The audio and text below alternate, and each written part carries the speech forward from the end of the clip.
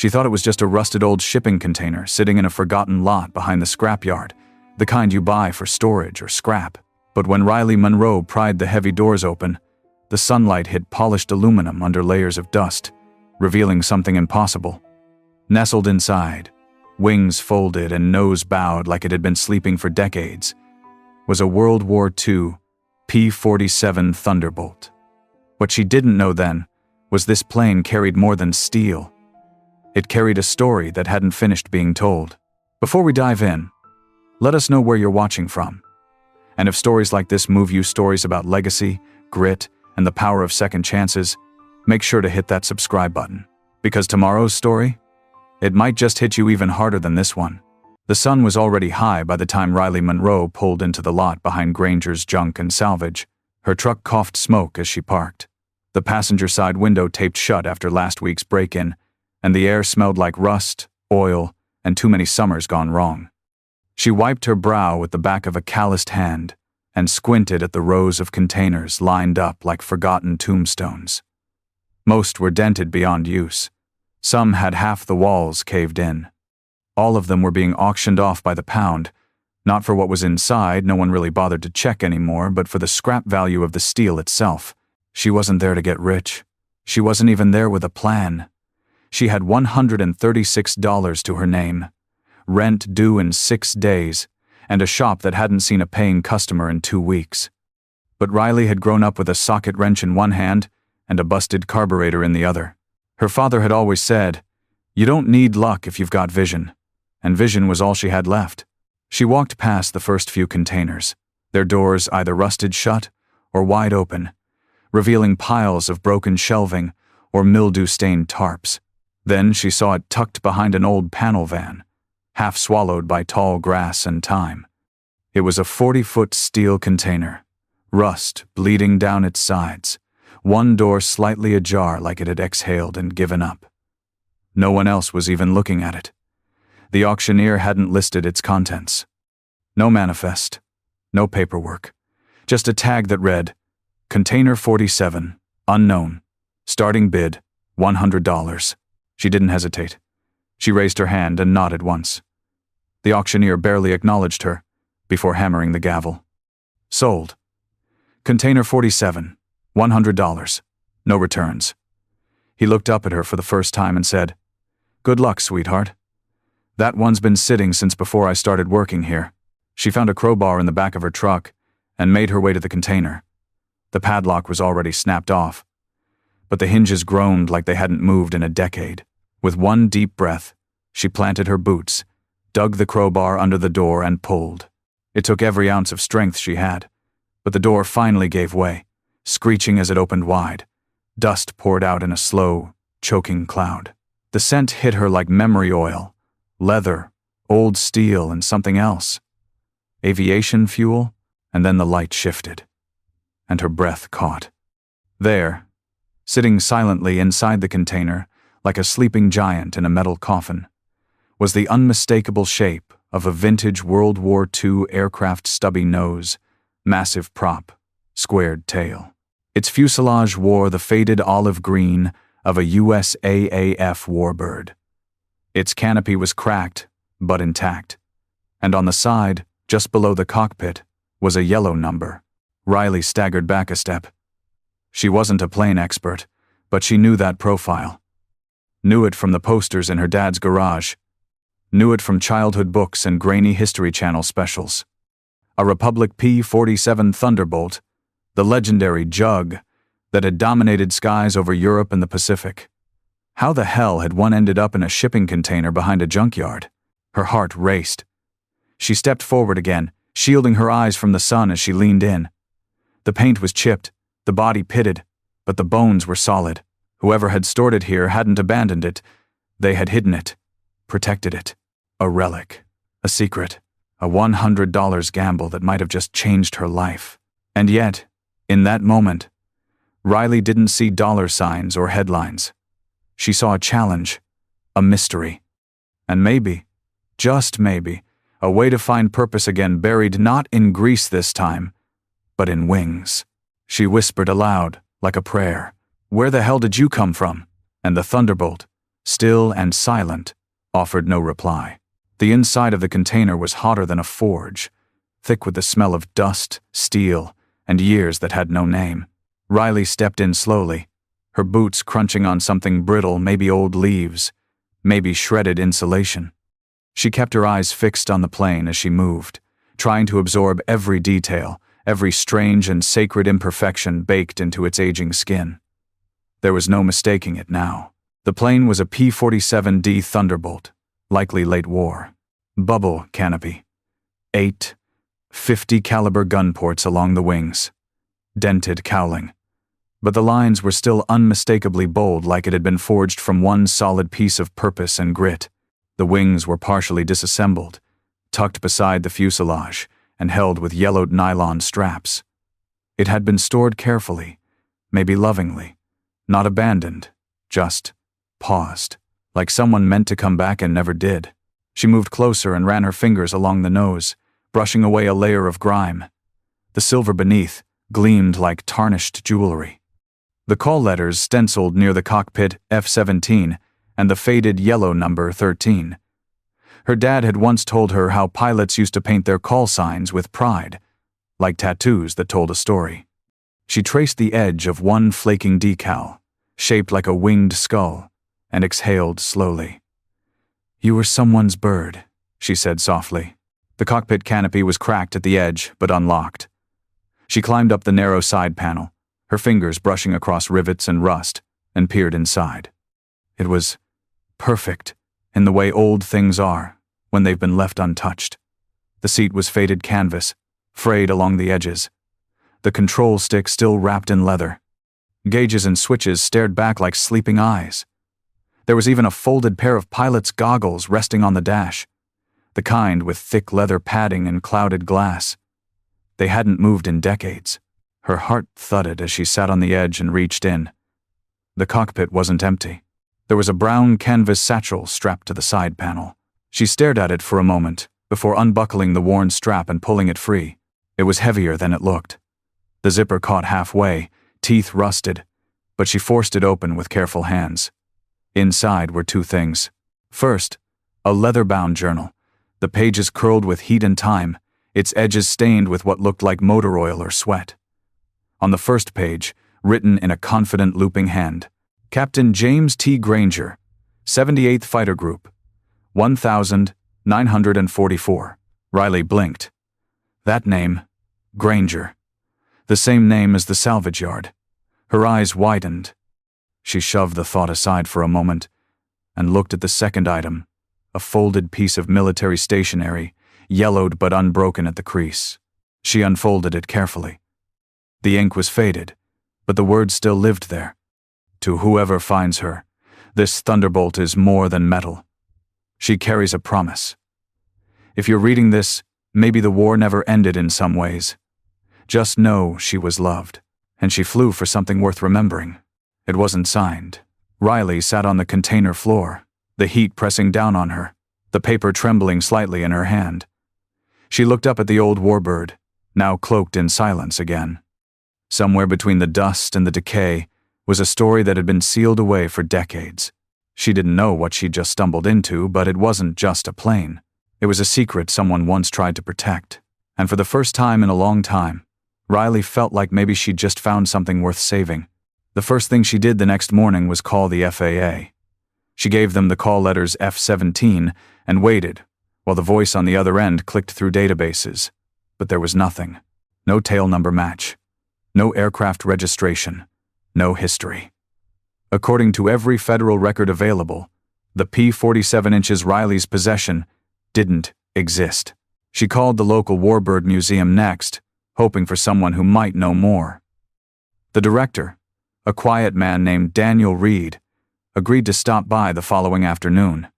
P-47 seconds are rare, he said. Only a few dozen airworthy ones left in the world. If what you found is real, you might have something priceless on your hands. But Riley didn't care about price. Not yet. Because in her gut, she knew this wasn't just a vintage collector's item. It was something personal. She could feel it in the way the cockpit smelled of old sweat and leather, in the way that letter had been folded and hidden like a confession, in the way the wings were stored like a soldier's uniform, pressed and packed away but never forgotten. She spent the day sweeping out the container, gently clearing debris from around the Thunderbolt. She wore gloves and moved slow. Every bolt she touched felt sacred, like a wrong move would break the spell. The journal sat on her workbench back at the shop. She hadn't dared to open more than the first page. Not yet. Something about it felt heavy, not just in weight, but in consequence, as if whatever was written inside was waiting for the right moment to reveal itself.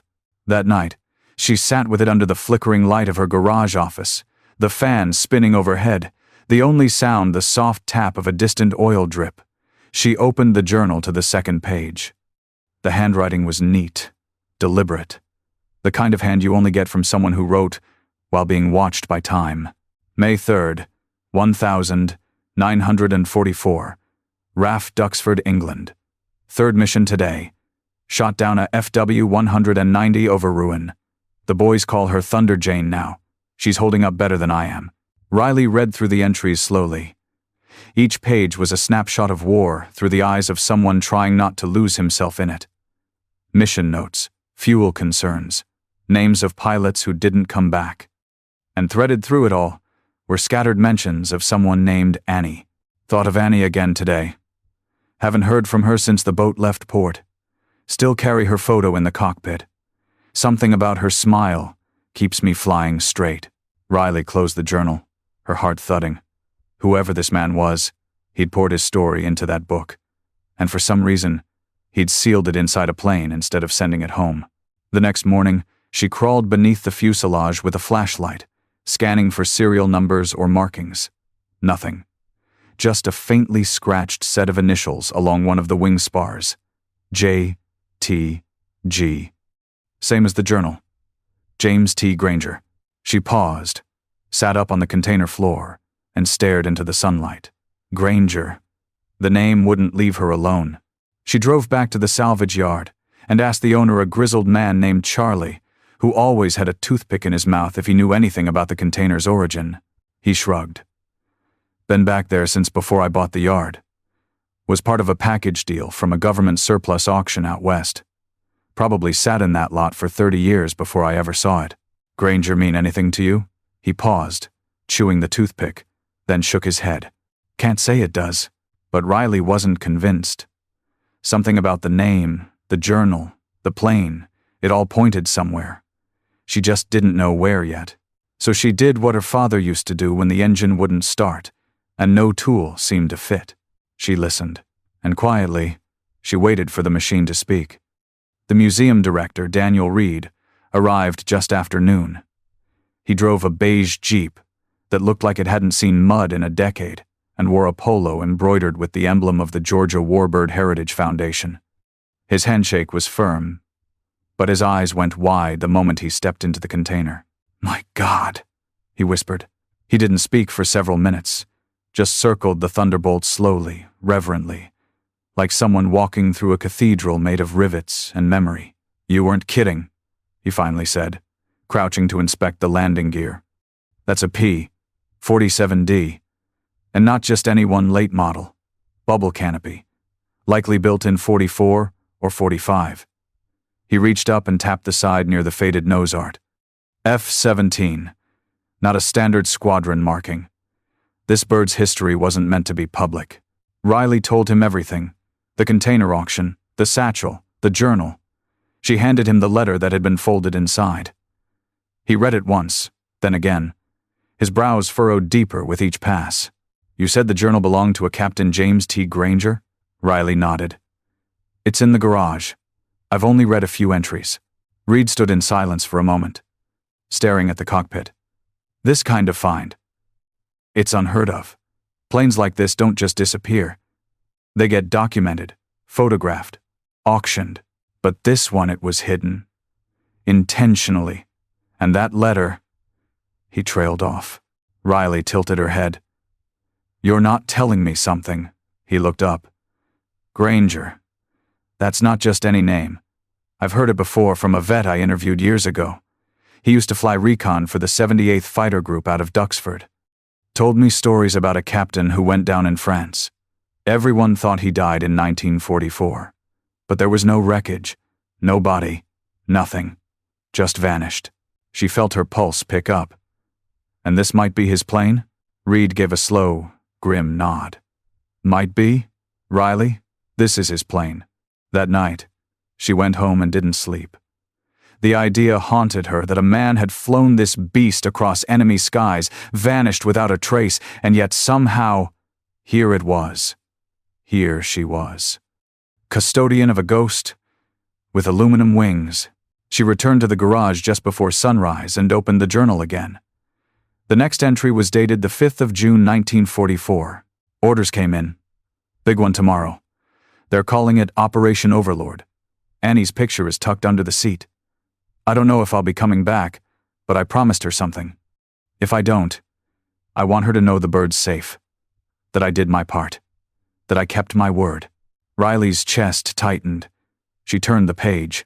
Taped to it was a folded letter, its corners crumbling. It was addressed not to Annie, not to the military, but to a stranger. If you find this, then history got messy. I don't know if I'll make it home. But this plane, she's not just a machine. She's the last piece of me. I built her with my own hands, trained her to fly through hell. If you're reading this, I trust you to do what's right. Don't let her rot. Don't let her story fade. She closed the journal and sat still for a long while. It wasn't about money anymore. It wasn't even about history. It was about a man who'd vanished before his time, and a woman in the present trying to make sure he was remembered. The war had ended long ago, but for Riley, a new mission had just begun.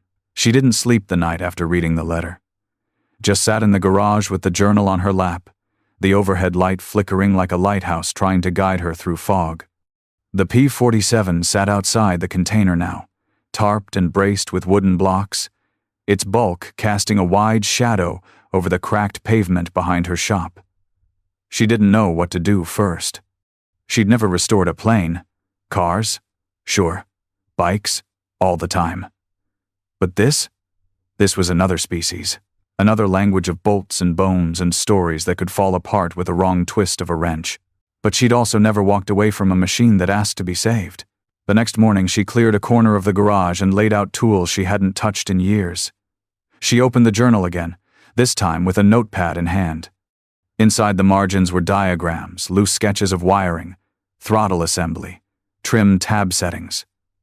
They were messy, but legible, like he'd written them for someone else to read one day. She started with the cockpit. Removed the cracked canopy first, carefully lifting it off with the help of a pulley rig she cobbled together from an old engine hoist. The seat came next, followed by the rudder pedals and throttle quadrant. Every part was catalogued, tagged, and photographed. She wasn't sure yet whether she'd rebuild or restore. But she knew one thing. She wouldn't cut corners. Not on this. By the end of the second day, her hands were already blistered. The bolts holding the wing spars were rusted solid. It took heat, oil, and patience to coax them free. She found mouse nests in the wing roots, a bird skeleton in the engine cowl. The plane had been sleeping a long time, and every time she touched it, she felt like she was waking something up, not just the machine, but the man who once wrote those letters, who once carried hope into the sky and never returned. Word got around fast. First it was Gus, from the welding shop across town. He showed up with coffee and a pack of cutting wheels. Then came Marla, the retired high school shop teacher, who said she'd always wanted to learn about aircraft systems. By the end of the week, there were 6 of them, tradespeople, retirees, and curious kids all gathering at Riley's garage to see the bird that history forgot. They weren't paid.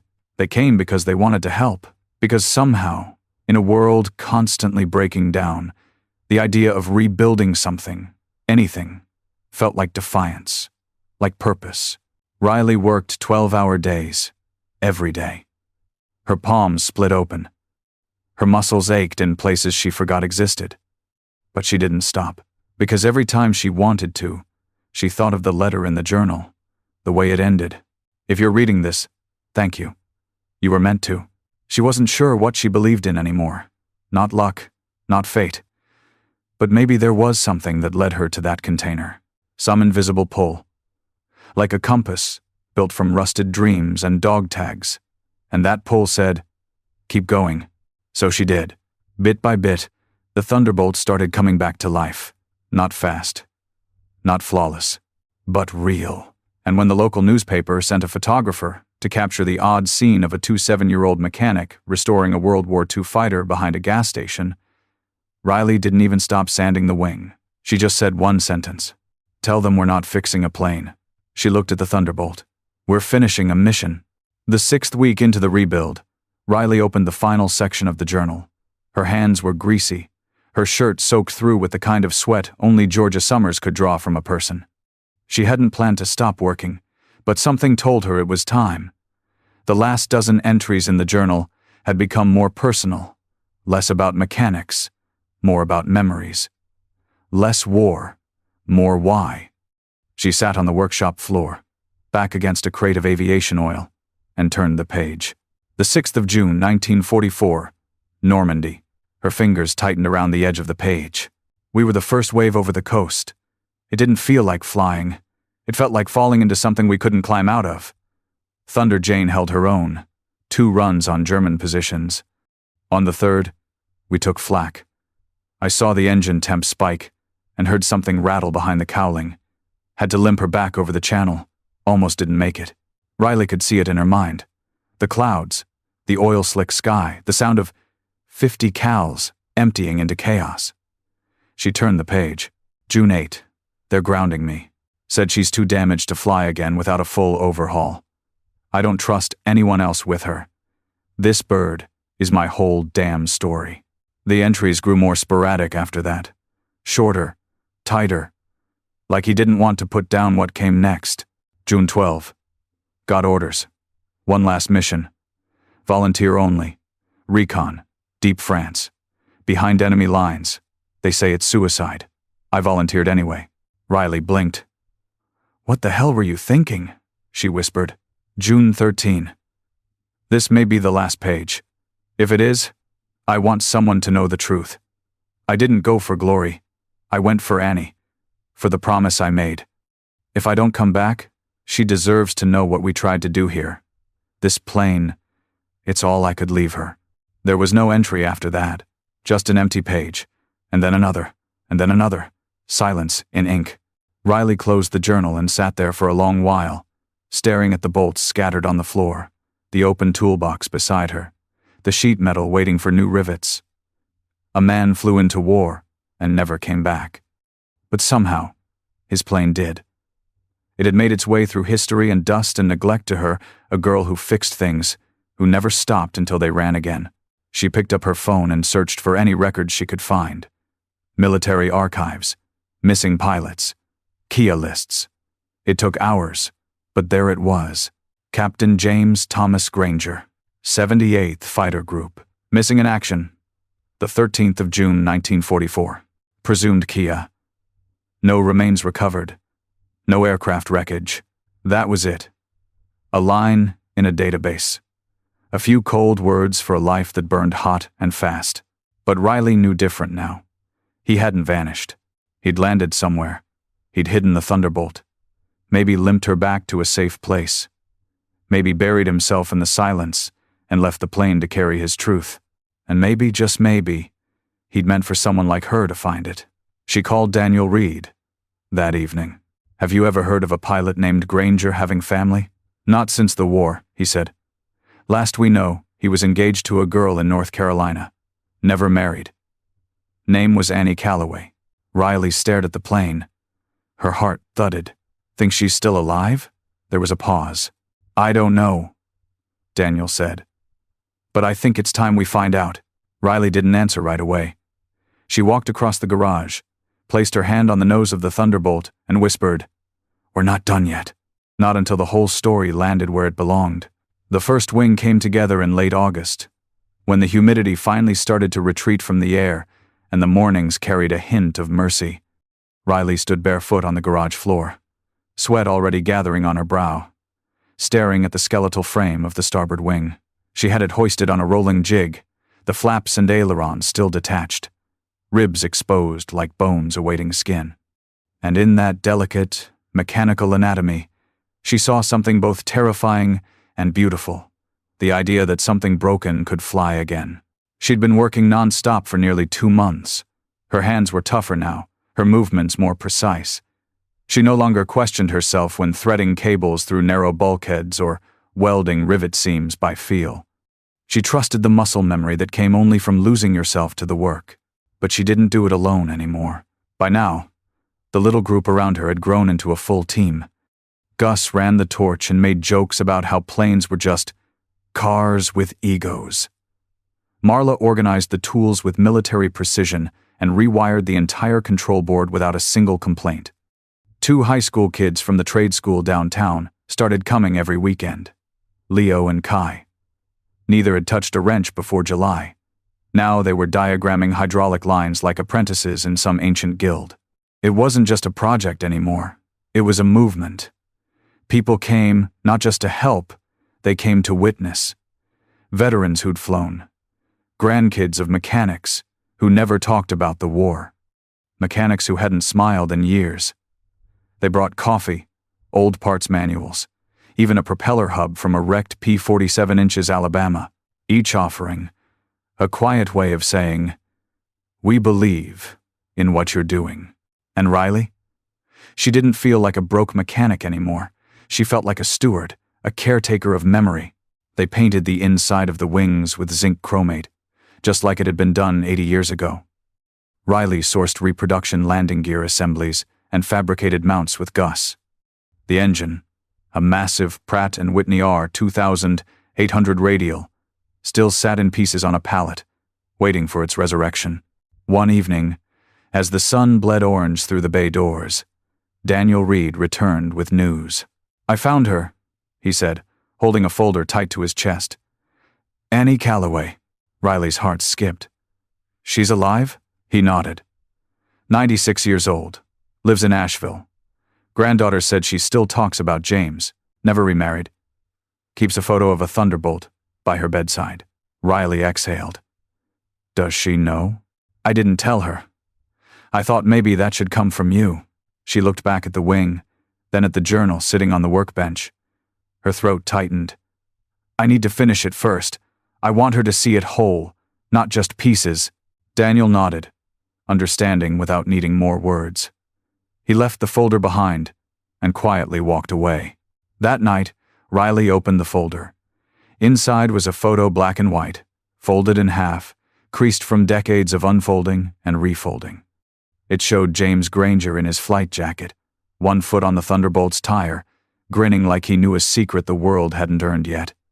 And beside him, standing just off to the side with a shy smile, was a young woman in a white summer dress. Annie. Riley pressed her fingers to the photo, and the next morning, she began work on the second wing. Because now, she wasn't just restoring a plane. She was preparing it for a reunion. It happened quietly, without fanfare. On a Thursday morning when the clouds were soft and the wind carried the smell of cut grass and fuel, Riley stood back and stared at what had once been a jigsaw puzzle of rust and forgotten steel.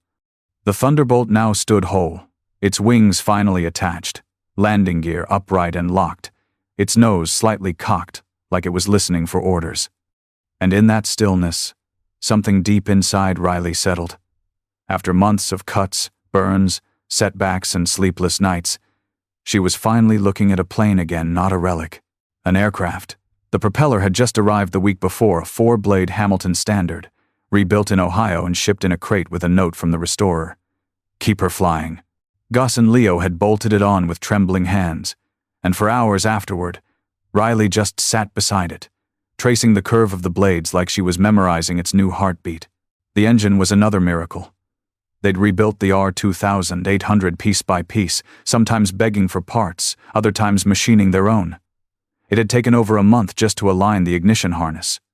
But when they test-fired it 2 nights earlier, the entire block had come to life with a thunder that shook the walls of the garage. The neighbors thought something exploded. Riley thought she heard James Granger's ghost exhale. There were inspections to pass, FAA regulations to navigate, but Daniel Reed pulled strings, made calls, And when the local airworthiness rep walked into the hangar for the first time, he just stood there in silence, nodding slowly. "She's not a rebuild," he finally said. "She's a resurrection." A week later, the paperwork came through. The P-47 was officially deemed airworthy. Riley didn't celebrate. She didn't cry. She just stood next to the bird and placed her hand against its newly painted fuselage. She'd matched the original color down to the shade dull olive green, marked with weathered stencils. The name beneath the cockpit now read, Thunder Jane II, in honor of Captain James T. Granger and all who never came home. The next morning, a silver sedan pulled into the lot. A woman stepped out tall, slim despite her age, a cane in one hand, dark sunglasses masking her eyes. Annie Calloway. Her granddaughter helped her walk across the pavement. Riley stood by the plane, wiping her hands nervously on her jeans. She hadn't known what to expect. But when Annie reached the wing and placed her hand gently on the cool metal, she whispered, "Jimmy," and Riley nearly broke. For 20 minutes, Annie didn't say much, just touched the plane in places. Only a woman who had once kissed a pilot would know to touch. The control stick, the edge of the cockpit, the name. Then she turned to Riley and said, "May I see inside?" Riley helped her climb the small ladder. Once seated, Annie removed her glasses and reached forward, her hand trembling as it landed on the yoke. Her fingers closed around it slowly, then tightened. And then, with the kind of voice that only lives in the last chambers of memory, she said, "He used to rest his hand right here, always before takeoff," said it steadied him. Riley felt her throat close. This plane, it was his. We're sure of it now. Annie nodded. "I know. I feel him here." They sat in silence. Then Annie said something that stayed with Riley long after she'd gone. "Sometimes, the people we lose, they wait. Not in cemeteries. In unfinished things. In dreams that still need a landing." And with that, she stepped down from the cockpit, kissed the edge of the fuselage, and whispered a goodbye that was 60 years late. That night, Riley stood alone in the hangar, and she knew it was time to take her up. The hangar was still in the hour before dawn. Riley arrived early, her boots echoing on the concrete floor, breath clouding in the cool morning air. The Thunderbolt waited at the center, freshly polished, her wings casting long shadows across the painted floor. This wasn't just a test flight. It was a final salute not for the world, but for one man who had never come home, and for the woman who had waited long enough. Riley had passed her checkouts, logged the simulator hours, trained in tail draggers for months, while the Thunderbolt was still a skeleton. She wasn't a military pilot. She wasn't some hotshot aviator from a documentary. She was a mechanic with calloused hands, a fireproof suit, and a promise to keep. Annie returned that morning, too. She wore a navy blue coat with a silk scarf at her throat, and sat quietly in a folding chair just outside the hangar, her cane propped beside her. Her granddaughter stood nearby, hands folded tight, watching as Riley climbed into the cockpit. Riley didn't wave, didn't speak. She simply looked down at Annie and nodded. Annie nodded back. The engine coughed once, then roared to life like it remembered everything. The prop spun, scattering dust into the wind. Riley taxied slowly out onto the runway behind the garage, a makeshift strip on leased farmland that had once been a crop duster field. Gus had mowed it himself the day before. Leo laid down orange cones in silence. Everyone who helped build Thunder Jane II stood along the grass, shoulders squared, eyes glassy. And then, she took off. The wheels left the earth just past the second row of trees. The P-47 climbed into the morning sky like she never forgot how. The sound was thunder deep, pulsing, righteous. Riley eased back on the stick and let the nose rise, the fields falling away beneath her. She didn't climb fast. She let the plane feel the air again, stretch her wings, remember the sky. Inside the cockpit, the sunlight glinted off the metal trim. The gauges were steady, oil temp green, RPM perfect. Then, she did something unplanned. She reached into her pocket and pulled out the folded letter. The one Granger had left, the one meant for the next pilot. She had it laminated, tucked in her flight suit. She unfolded it now, reading over the words once more. Don't just keep her alive. Give her purpose. She's not a museum piece. She's a story in motion. And so, Riley flew low over the town, over the cemetery where James Granger's name was carved in stone without a body beneath it. Over the high school, where Leo had first learned to drill rivets. Over the courthouse where Annie had once waited for a telegram that never came. Then she circled back. As she approached the runway, she looked down. Annie stood now, cane in hand, eyes turned to the sky. Her scarf flapped in the wind. As Riley flew over her, the Thunderbolt passing just a few hundred feet above, Annie raised her hand and held it over her heart. It was the wave he never got, the goodbye she'd been robbed of. Riley landed smooth, featherlight, like she didn't want to wake anything too suddenly. The tires kissed the earth. The prop slowed. The engine ticked as it cooled. Annie walked, unaided, across the field to the plane. Riley climbed down and met her at the wingtip. "Thank you," Annie said, her voice breaking. "For bringing him home." Riley shook her head. "I didn't bring him home. You kept him here." They embraced grease and silk, youth and memory in the shadow of a machine that had once roared through fire and now stood as proof that stories don't die. They just wait for someone brave enough to finish writing them. 3 days after the flight, Riley got her first offer. It came from a collector in Switzerland who sent a velvet-lined proposal printed on thick stationery and offered $4.7 million, sight unseen. 2 days later, a museum in Virginia upped it to $5.2 million with a promise to restore it again in 20 years if needed, plus lifetime honors for Riley and her team. The inbox didn't stop after that. Film rights, sponsorships, coffee table books, even a Netflix docuseries. Offer pitched through a YouTube comment that somehow turned into a DM. But Riley didn't respond. Not yet. She kept the Thunderbolt parked at the center of her garage, roped off with nothing more than a hand-painted sign that read, "Thunder Jane, do not touch unless you understand her." Kids came in to look. Veterans came in to cry. Tourists, bloggers, gearheads, teachers, even a man from the National Air and Space Museum who shook her hand like she was a war hero herself. But Riley didn't feel like a hero. She felt like a mechanic, and that's all she ever wanted to be. Leo came by that Friday afternoon, his sneakers still dusty from laying concrete at the new side lot they were building. "You gonna sell it?" he asked, not meeting her eyes. Riley looked at the plane. The sunlight hit its wings just right, casting long lines across the floor like a painting caught mid-brushstroke. "No," she said softly. "She doesn't belong in a museum." He nodded, kicked at a rock, then smiled. "So what now?" She grinned. "We fly her." And that's exactly what she did. Riley began flying Thunder Jane II to small air shows across the South. Not the big-money exhibitions, but the ones at dusty municipal runways where old pilots talked like poets and kids stared like something holy had landed. Every time the wheels lifted off the ground, she felt like Granger was riding shotgun, not haunting her, but nodding in approval. One evening, after a show in Tennessee, an old pilot pulled her aside and said, "We talk a lot about horsepower, range, turning radius, but it's the heart that keeps 'em flying. Yours is all over that plane." Back home, she framed the letter, not in a trophy case, but just inside the hangar door, at eye level, where every person who came in had to read it before stepping closer. She hung it right above the oil-stained photo of James and Annie, smiling beside the original Thunder Jane, the one that never came home. The town changed, too. Granger Salvage Yard renamed their back lot Granger Field and opened it for community projects. Local teachers started using Riley's garage as a field trip, stop a lesson in history and grit.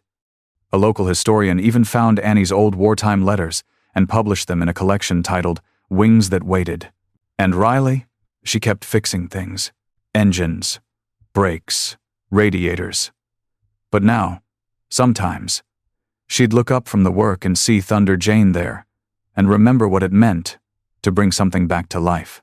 It wasn't about the money. It never had been. It was about the weight of memory, about the promise of flight, about seeing beauty buried in rust and not being afraid to reach for it anyway. One evening, long after the sun dipped behind the tree line and the town settled into hush, Riley walked across the hangar in her coveralls, wiped her hands on a rag and climbed into the cockpit. The canopy was cool against her fingertips. The switch panel glowed softly. She didn't start the engine, didn't even touch the yoke. She just sat there, breathing it in. The scent of oil, the whisper of stories, and the knowledge that for the first time, in a long time, she wasn't fixing something broken. She was flying something whole.